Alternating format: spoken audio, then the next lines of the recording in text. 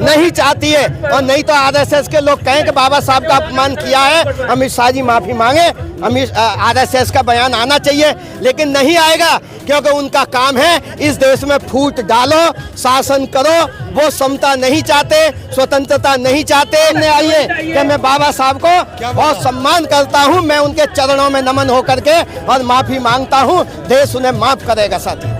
लेकिन कि भाई किसी भी कीमत पे ये डॉक्टर अंबेडकर भगवान नहीं हो सकते, लेकिन वो ये भूल गए कि हजारों करोड़ों लाखों इस देश की महिलाएं, इस देश का बहुजन समाज और इस देश का अल्पसंख्यक समाज, क्योंकि सबको बाबा साहब ने अधिकार दिए और ये पूरा का पूरा समूह बाबा साहब को असली भगवान मानता है। परचम लहरा रहा है, आज आप यहाँ देख रहे हो लाखों की तादाद में, और ये पूरे देश में महाराष्ट्र में, दिल्ली में, उत्तर प्रदेश में आज ये जितना आंदोलन हो रहा है, अभी तो ये लोग अनुशासन में हैं। और मैं यही कहना चाहूँगा कि अमित शाह जी अपने बयानों पे माफ़ी मांगे और संसद के सामने, पूरे देश के सामने घुटना टेक करके बाबा साहब के सम्मुख नमन करें कि मेरे से गलती हुई, नहीं तो आने वाला समय ये बहुजन समाज उनको माफ़ नहीं करेगा। क्यों है इन्हें बाबा साहब से इतनी नफरत? बाबा साहब से नफरत देखिए, जिस देश में दो तरह की विचारधारा है, एक गैर मानवतावादी विचारधारा है जो जातिवाद पर आधारित है, जो मानवतावाद को फॉलो नहीं करती है, जो ऊंच नीच चाहती है, इस देश में जातिवाद चाहती है। लेकिन एक तरफ परम पूज्य बाबा साहब की विचारधारा जो समता, स्वतंत्रता, बंधुत्व चाहती है। इस देश का हर नागरिक, जैसे बाबा साहब ने संविधान के माध्यम से हर नागरिक को वोट का अधिकार दिया, चाहे वो अमीर है या गरीब है, तो उन्होंने सबको समान कर दिया। तो अमित शाह उस आइडियोलॉजी को फॉलो करते हैं, वो आइडियोलॉजी आरएसएस की है, और आरएसएस कभी भी इस देश में समता, स्वतंत्रता, बंधुत्व नहीं चाहती है। और नहीं तो आरएसएस के लोग कहें कि बाबा साहब का अपमान किया है, अमित शाह जी माफी मांगे, आरएसएस का बयान आना चाहिए, लेकिन नहीं आएगा क्योंकि उनका काम है इस देश में फूट डालो, शासन करो। वो समता नहीं चाहते, स्वतंत्रता नहीं चाहते, भाईचारा नहीं चाहते, जबकि परम पूज्य बाबा साहब और भगवान बुद्ध, जिनको वो बाबा साहब ने बुद्ध की शरण में भेजा, वो समता, स्वतंत्रता, बंधुत्व चाहते हैं। और बहुजन समाज पार्टी जो आदरणीय बहन जी है, वो भी इस देश में उन्होंने भी बहुजन समाज और सर्व समाज बनाया, और जब उनकी सरकार थी तो हर जाति, धर्म, बिरादरी के लोगों को सुरक्षा मिली, न्याय मिला, और सबको रोजी रोटी, कपड़ा और मकान की व्यवस्था हुई।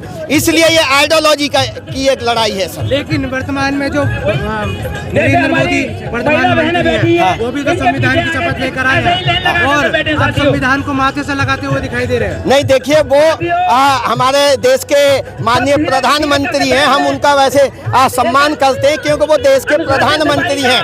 लेकिन जब आइडियोलॉजिकल देखोगे कि जब हमारे देश के प्रधानमंत्री बाहर जाते हैं, बुद्ध के देश में जाते हैं, तो वो वहाँ क्या कहते हैं कि हमें युद्ध नहीं, हमें बुद्ध चाहिए, मैं बुद्ध की धरती से आया हूँ। लेकिन जैसे ही भारत की भूमि पर आ जाते हैं, असली बुद्ध की भूमि पर आ जाते हैं, तो फिर उनका भी नजरिया बदल जाता है, क्योंकि वो उनकी सोच अपनी नहीं है, सोच किसी दूसरे की चलती है, जिसको चाहे वो अमित शाह हो, चाहे इस देश के मोदी जी हो, उनको फॉलो करना होता है। और इस देश में मैंने आपको जैसे बताया कि दो तरीके की विचारधाराएं, और आज पूरा विश्व, पूरा देश परम पूज्य बाबा साहब, भगवान बुद्ध, संत कबीर, संत रविदास, छत्रपति साहू जी महाराज, पैदल रामा स्वामी नायकर, सावित्रीबाई फुले और माता रमाबाई, इन सब की जो आइडियोलॉजी है मानवतावादी, समतावादी, उस विचारधारा को हम लोग चाहते हैं। तो आज मैं यहाँ यही कहूँगा कि अमित शाह को समय रहते हुए अमित शाह जी को जो है माफ़ी मांग लेनी चाहिए। यदि वो कह रहे हैं कि मेरे तथ्यों को तोड़ मरोड़ के पेश किया है, तो कहिए, आइए ना, मीडिया के सामने आइए, देश के सामने आइए कि मैं बाबा साहब को बहुत सम्मान करता हूं, मैं उनके चरणों में नमन होकर के और माफ़ी मांगता हूं, देश उन्हें माफ़ करेगा साथी। लेकिन अब से पहले जो है सिर्फ रोडों पर ही बाबा साहब का अपमान होता था, अब संसद के अंदर अपमान हो रहा है। हाँ, वो संसद का उनका ये है, इसके पीछे आप आइडियोलॉजिकल देखिए। आज पूरे विश्व में बाबा साहब को भारत रत्न नहीं, विश्व विभूति, विश्व रत्न, और जो अमेरिका की जो यूनिवर्सिटी, कोलंबिया यूनिवर्सिटी, जहाँ से बाबा साहब ने डिग्रियां ली, उनके मुख्य द्वार पर परम पूज्य बाबा साहब की फोटो लगी और उस पर लिखा है सिंबल ऑफ नॉलेज, ज्ञान का प्रतीक। यदि इस दुनिया में कोई है, पूरे विश्व में है, तो वो परम पूज्य बाबा साहब हैं। तो बाबा साहब का गिराफ या उसके मानने वालों का गिराफ इतना ज्यादा न बढ़ जाए देश विदेशों में, इसलिए वो कहीं न कहीं परम पूज्य बाबा साहब को अपमानित या उस दृष्टि से देखना चाहते हैं। वो देश के लोगों को ये बताना चाहते हैं कि भाई किसी भी कीमत पर ये डॉक्टर अंबेडकर भगवान नहीं हो सकते। लेकिन वो ये भूल गए कि हजारों करोड़ों लाखों इस देश की महिलाएं, इस देश का बहुजन समाज और इस देश का अल्पसंख्यक समाज, क्योंकि सबको बाबा साहब ने अधिकार दिए और ये पूरा का पूरा समूह बाबा साहब को असली भगवान मानता है। तो वो उनकी सोच है, हमारी सोच है कि बाबा साहब हमारे भगवान हैं। आज जो कुछ भी मैं भी बोल रहा हूँ वो परम पूज्य बाबा साहब की देन है।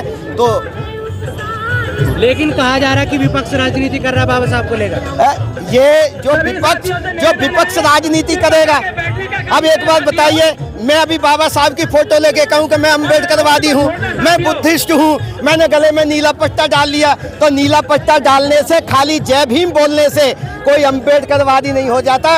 अम्बेडकरवादी बनने के लिए तो उसे अम्बेडकरवाद को समझना पड़ता है, उसे अपने अंदर विचार लाने पड़ते हैं, समता लानी पड़ती है, स्वतंत्रता लानी पड़ती है और सबको समान दृष्टि देनी होती है। जो कि अन्य पार्टी वो अपना वोट की राजनीति है, वो इसलिए कह रहे बाबा साहब मेरे, बाबा साहब मेरे, बाबा साहब मेरे। अरे इससे पहले बाबा साहब कहाँ थे? ये तो धन्य और मान्यवर कांशीराम साहब, जिन्होंने पूरे देश में बाबा साहब का परचम लहराया। और आज बहन कुमारी मायावती जी ने बाबा साहब को जो सम्मान दिया है, उनके नाम से यूनिवर्सिटी बनाई, उनके नाम से पार्क बनाए। आज पूरे देश और विश्व में हमारा इतिहास, जो गौरवशाली इतिहास है बहुजनों का, वो यदि उसको सम्मान देने का काम किया तो आदरणीय बहन जी ने किया। और उन्हीं के नेतृत्व में आज ये प्रदर्शन हो रहा है कि अमित शाह जी माफ़ी मांगे।